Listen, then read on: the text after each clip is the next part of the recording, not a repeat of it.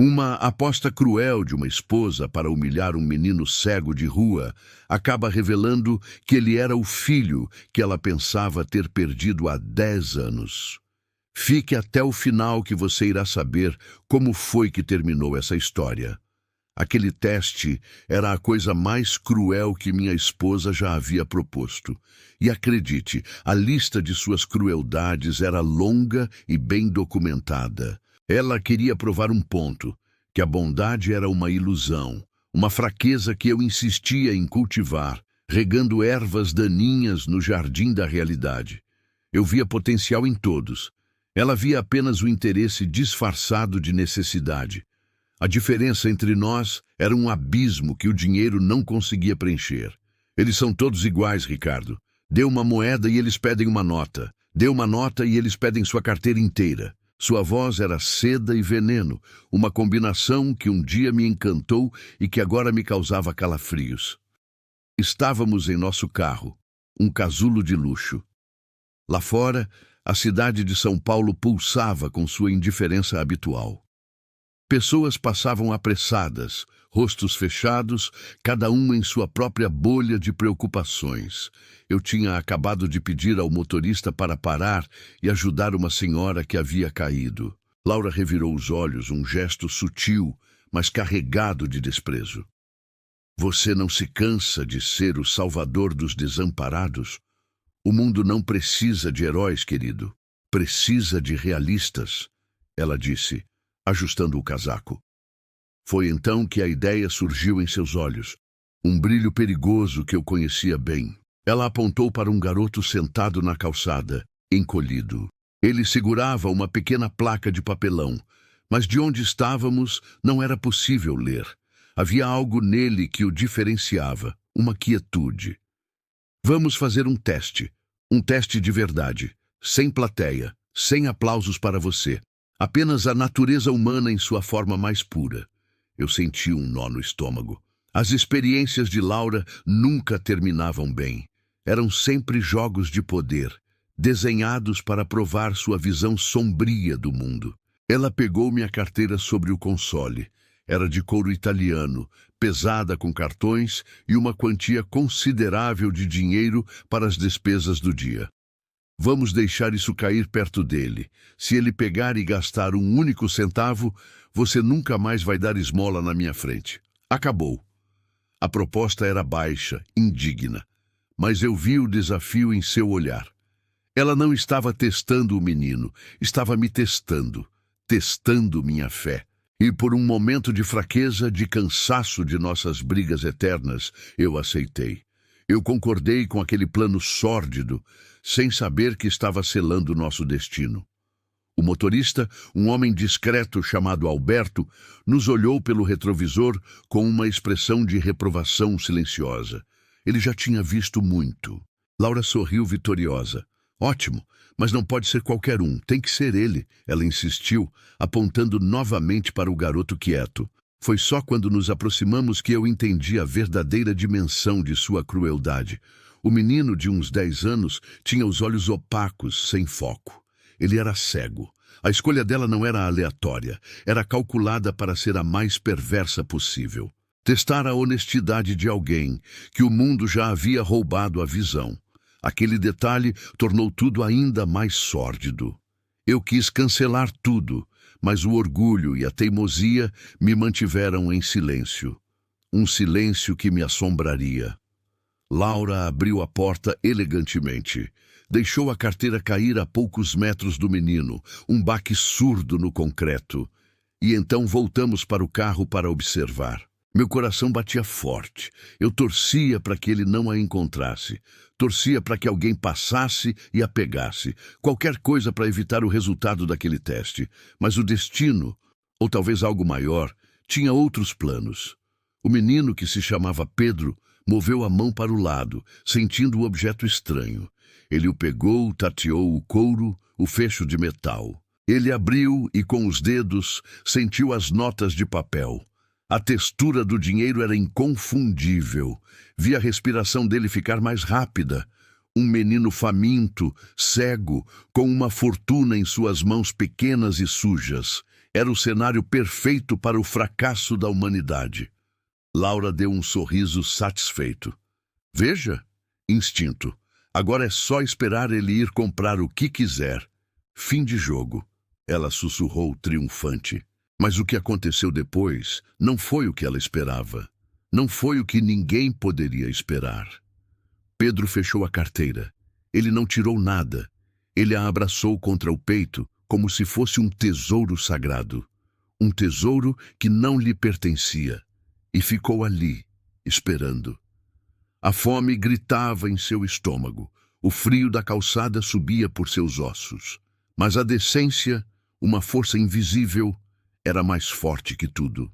Ele não sabia, mas sua jornada de honestidade estava apenas começando. Uma jornada que o levaria por um caminho de humilhações antes de chegar à redenção. Pedro se levantou segurando a carteira com força. Sua bengala improvisada, um pedaço de madeira, tateava o chão à sua frente. Ele precisava devolver aquilo. Seu primeiro instinto foi entrar na padaria mais próxima. O cheiro de pão quente o atingiu como um soco, fazendo sua barriga doer de desejo. Com licença, senhor. Ele disse ao homem do balcão, sua voz pequena e trêmula. Acho que alguém perdeu isso aqui na frente. O dono da padaria olhou para o menino sujo, para a carteira de luxo em sua mão, e seus olhos se estreitaram em suspeita. A conta não fechava. O que você quer, garoto? Acha que sou idiota? Sai daqui com isso antes que eu chame a polícia. Ladrãozinho! O homem gritou, apontando para a porta. A palavra ladrão feriu Pedro mais do que a fome. Ele tentou explicar, mas o homem não quis ouvir. Foi empurrado para fora, de volta ao barulho da rua. A humilhação era um gosto amargo em sua boca. Ele só queria fazer a coisa certa, mas o mundo parecia programado para desconfiar dele. Ele continuou andando, desorientado. Cada passo era um esforço. Ele parou um guarda na rua oferecendo a carteira, explicando a situação novamente. O guarda o olhou de cima a baixo. Documentos? Onde você mora? Quem são seus pais? As perguntas eram como pedras, duras e frias. Pedro não tinha respostas. Ele só tinha a carteira e sua verdade. O guarda, impaciente, o mandou circular. Não tenho tempo para suas histórias, moleque. A rejeição doía. Era como se sua honestidade fosse invisível, ofuscada por sua aparência, por sua condição. Ele era um fantasma naquela cidade. Dentro do carro, a poucos metros de distância, eu assistia a tudo com o coração apertado. Cada porta fechada na cara dele era uma facada em minha consciência. Laura, por outro lado, estava impassível. Ele está sendo esperto, procurando o momento certo para sumir com o dinheiro. É uma atuação, ela analisava friamente. Mas eu via algo diferente. Eu via desespero, sim, mas também uma determinação inabalável. Uma pureza que o mundo estava tentando corromper a todo custo. O menino andou por horas. Ele foi expulso de uma loja, de um café, de um saguão de prédio. Ninguém queria ajudá-lo. Ninguém queria ouvi-lo. Para todos, ele era o problema.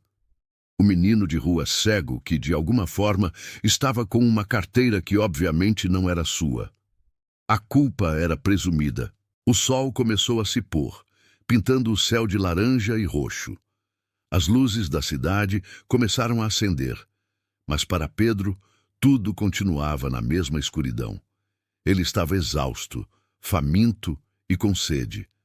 Sentou-se em um banco de praça, a carteira ainda pressionada contra o peito. As lágrimas finalmente vieram. Ele chorou em silêncio, não de autopiedade, mas de frustração. Porque era tão difícil ser bom. Porque o mundo o tratava como um criminoso. Do outro lado da rua, minha paciência havia se esgotado. Chega, Laura, vamos acabar com isso. O menino provou seu ponto. Ele não gastou o dinheiro. Ela me olhou com um sorriso condescendente. Ainda não. Ele só não achou uma oportunidade segura. Vamos, Ricardo, não seja ingênuo. A noite é uma criança. Mas eu não conseguia mais. A culpa me corroía. Decidi sair do carro e ir até ele. Encerrar aquele teatro de horrores. Laura protestou, mas eu não ouvi. Atravessei a rua, meu coração martelando contra as costelas. O que eu diria a ele? Como eu poderia justificar o que tínhamos feito? Quando me aproximei, ele pareceu sentir minha presença.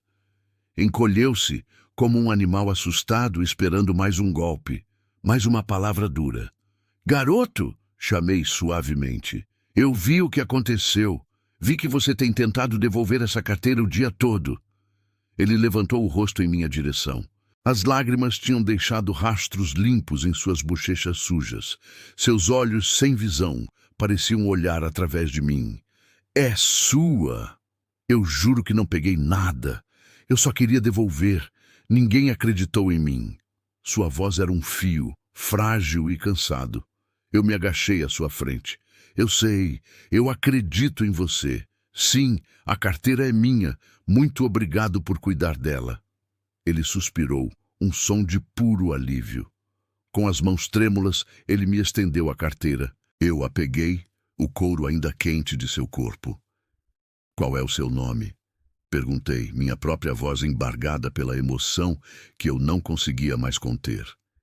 Ele merecia muito mais que apenas um obrigado. Pedro, ele respondeu. Naquele momento, Laura se aproximou, sua curiosidade vencendo seu cinismo. Ela ficou de pé, atrás de mim, observando a cena. Abri a carteira e mostrei a ela. Tudo estava lá. Cada nota, cada cartão, intacto. O teste havia terminado. Eu tinha vencido, mas não havia sentimento de vitória em mim, apenas uma vergonha profunda e avassaladora. O que eu esperava que acontecesse com Laura? Um pedido de desculpas? Ela olhou para o dinheiro, depois para Pedro. Seu rosto, normalmente uma máscara de controle e ironia, estava estranhamente pálido. Seus lábios se entreabriram. Ela não disse nada sobre a aposta. Não disse nada sobre estar errada.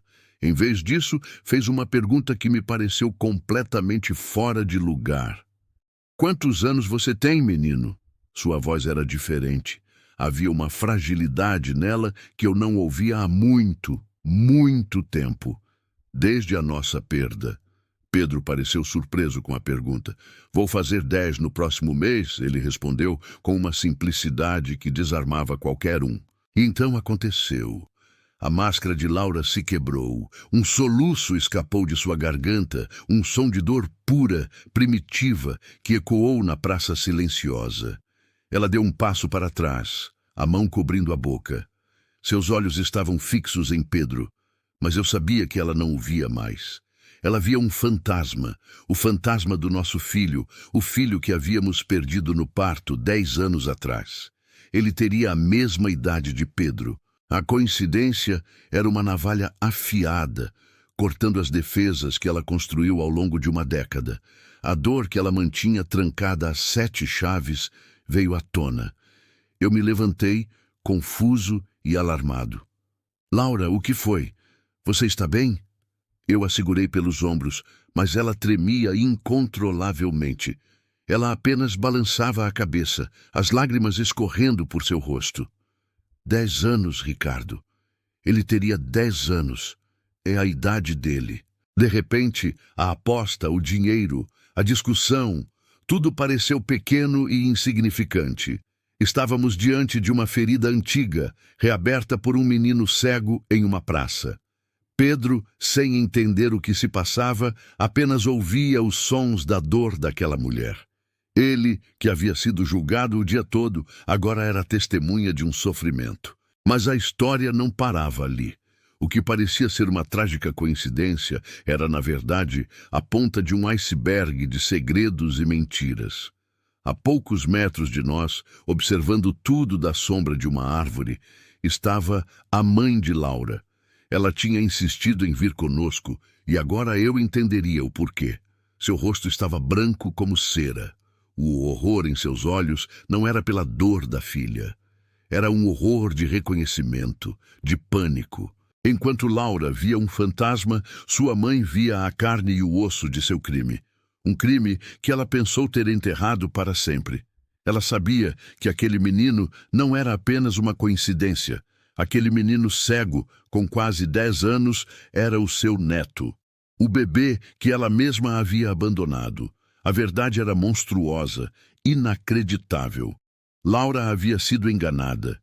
Disseram a ela que seu filho nascera sem vida. Uma mentira para cobrir um ato de crueldade. A mãe de Laura, uma mulher obcecada por status e perfeição, não pôde aceitar um neto cego. Para ela, era uma mancha na reputação da família.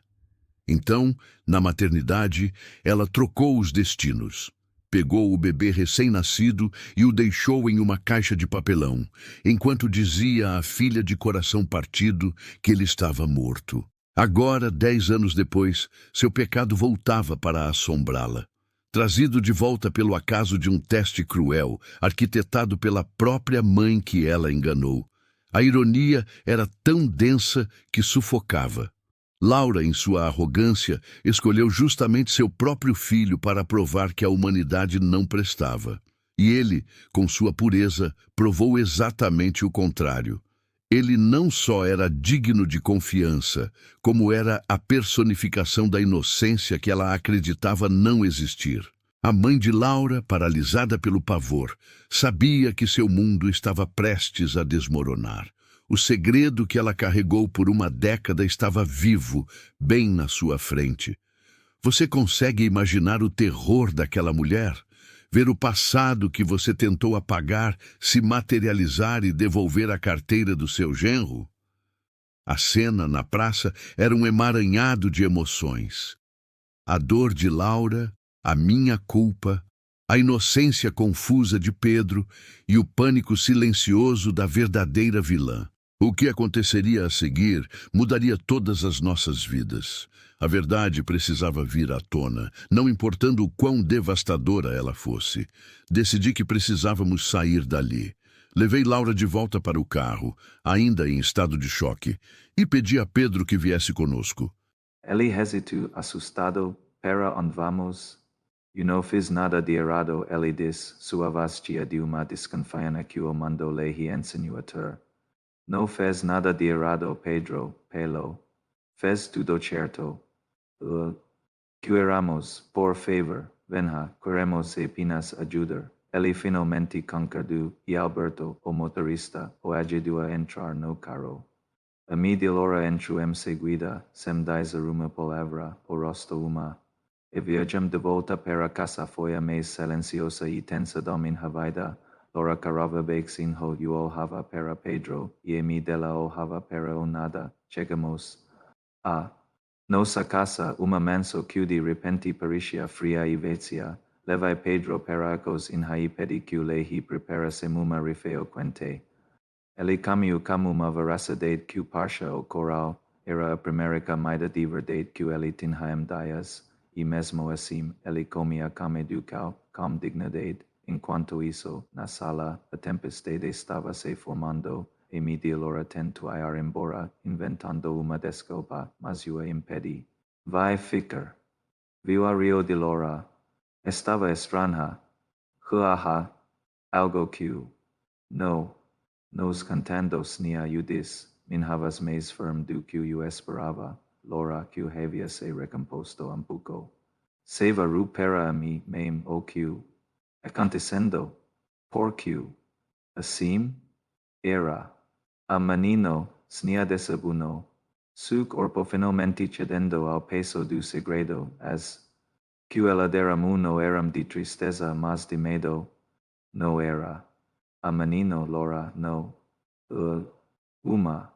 Ela susurrou as palavras sendo com dificuldade, como se estivessem presas em sua garganta por anos. O ar na sala ficou rarefeito. Eu senti amaripio percorrer minha espinha, o que ela queria dizer com aquilo. Minha mente se recusava a entender. Laura se aproximou de mim, o que não. Uma. Do que. Filando. Me assustando, iento, a confesso veio, uma torrente de palavras venenosas, uma. De mentiras desabando de uma. Vez, snia canto tudo, ela canto sobre o nascimento, sobre a cegueira do Sober sua verganha, su medo do quas outros diriam, sober sua deciso de dizer que ele estava morto. Ela descreveu como o pegu da maternidade, como o dixu para morir, como pegu uma enfermeira para forjar os documentos e silenciarei. Cada palavra era uma martelada, destruindo a fundo de nossas vidas. Laura via su rosto passando da confuso para a incredulidade e depois para o mais puro horror. A dor de perder um filho. Uma coisa, descobrir que su filho nunca morreu, que foi roubado pela sua, de sofrimento.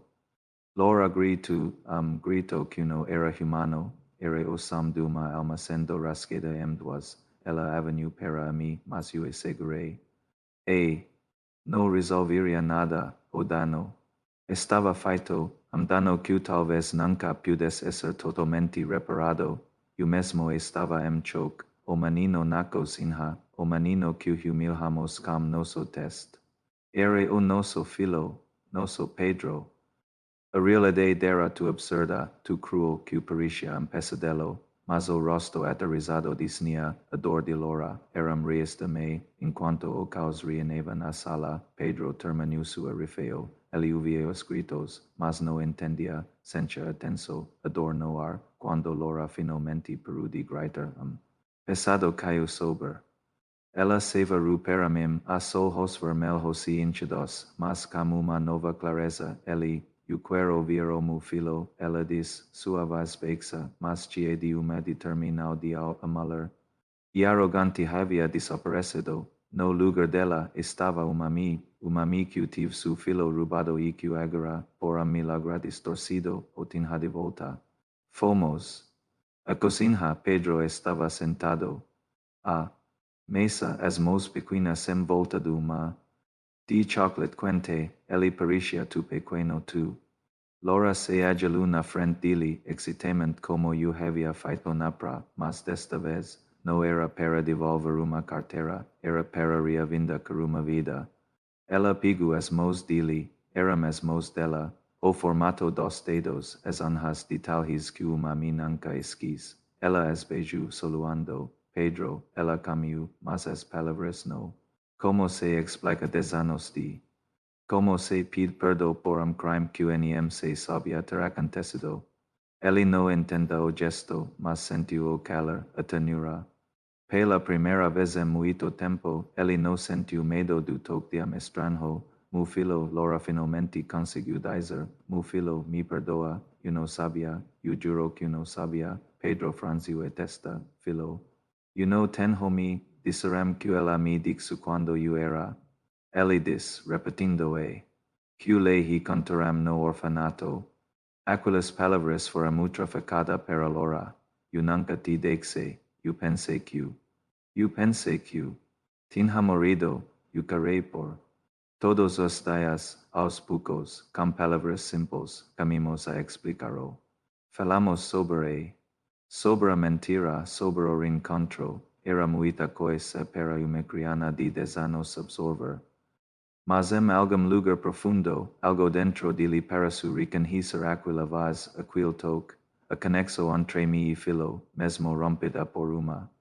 De mentiras ainda existia, era fio. Mas, naquela noite, Pedro não dormiu na rua. Ele dormiu em quarto quente em uma cama macha pela primeira vez em sua vida. Laura não saiu do seu lado. Ela passou a noite inteira velando seu sono, como se para compensar os 10 anos de noites perdidas de berros vazios. Eu as observei da porta, uma mistura de alegria e tristeza me consumindo. Encontrado nosso filho, mas acucasto. Atraio de Snia era uma sombra. No dia seguinte, a decisão foi tomada. Snia foi expulsa de nossas vidas. A justiça ego talvez não é alcanaz, mas a justiça familiar foi. Ela perdeu uma filha e neto no mesmo dia, castigo justo por su etio de crueldade. Motivado pela vaidade de pelo. A nossa jornada, no entanto, estava apenas começando. Filho para conhecer, filho que precisava de. Filho que o mundo havia maltratado. As meses seguintes foram de adaptá. Pedro aprendeu a confiar em. Aprenducio emer novin hacam condis, aprendua esser criana, lora se transformu, aduresa su sol hosteritu, dendo lugar a meter nura cuyu novea destantis danosa. Essa mia curu. Ella se tornua meior defensor di Pedro, garantindo que ele tives as melhores professors, todo o apoio que precisava, eu aprendi alaio mais duradal minha vida, minha. Na bondade humana foi testada da forma mais brutal, mas no fim foi reafirmada, Pedro, com sua honestidade. No apenas passo no test cruel de Laura. Ele salvo nosso casamento, nossas almas, ele nos mostrou que, mesmo na escuridão mais profunda, alas da, pode brilhar, que a integridade não depende do que se tem, mas do que se. A carteira que caminho tudo isso, guardada em mu. Lembrete constant de como a herexia pode nos seguir para a verdade. E de como atio de pura honestidade, vindo de menino que não tinha nada, nos do tudo o que realmente importava, uma segunda chance, e de Pedro nos ensina que nunca devemos julgar, por sua, o condio, a verdadeira riqueza de uma pessoa, e presentio atio de honestidade tu grande que mudo sua forma de ver o mundo, cont sua, nos, às vezes, a vida nos coloca em testes, mas são nesses momentos que descobramos quem realmente somos e a fora que carregamos dentro de. Se esta, takusu coral dixu like comparto hi com, que precisa de uma dose de esperança. A bondade ainda existe e ela pode mudar destinos.